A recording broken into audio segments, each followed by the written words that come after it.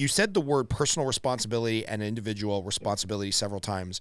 And I'm wondering if you have some thoughts on why anybody who talks about personal responsibility or individual responsibility is immediately in our current political environment, the Twitter mob, social media, kind of this 1984 newspeak that we're all experiencing.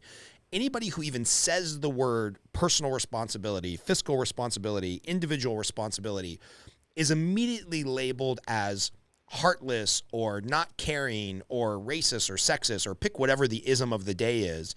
Why do you think it is? Because I think this is what libertarians are always trying to get through to people, and it just falls on deaf ears. Why do you think any term surrounding individual responsibility has basically been villainized?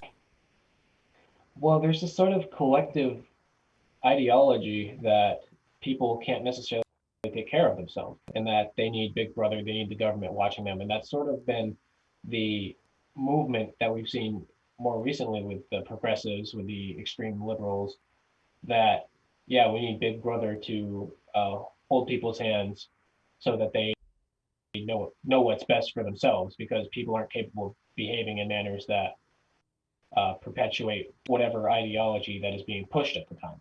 So it creates this interesting scenario where the people are both expected to take care of themselves, but also kowtow to the government if they aren't doing what is exactly expected of them. And it really stems from this dichotomy we have between electing people as either trustees or delegates, whether or not we can have faith in our elected leaders to do what is best for their constituents, or this alternative where we elect officials and then they do what they think is best for their constituents, regardless of whether or not it's what they want. And so far, we're kind of hitting the latter part of that, where if you elect this person, they supposedly know better than the people that elected them. And I think that's where the responsibility, the onus falls off of the constituency because they're not the ones making the decisions.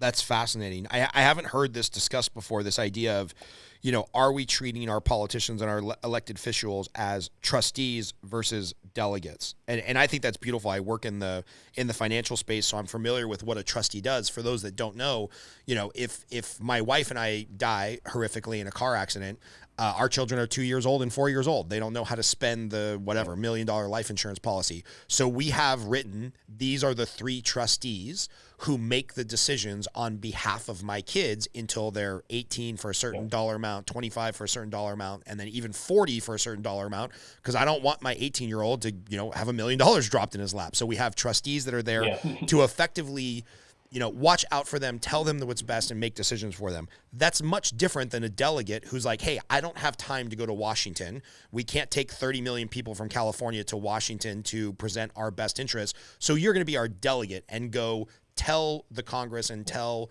the government what the Californians want. And I tend to agree with you, and I want to make sure I'm not putting words in your mouth.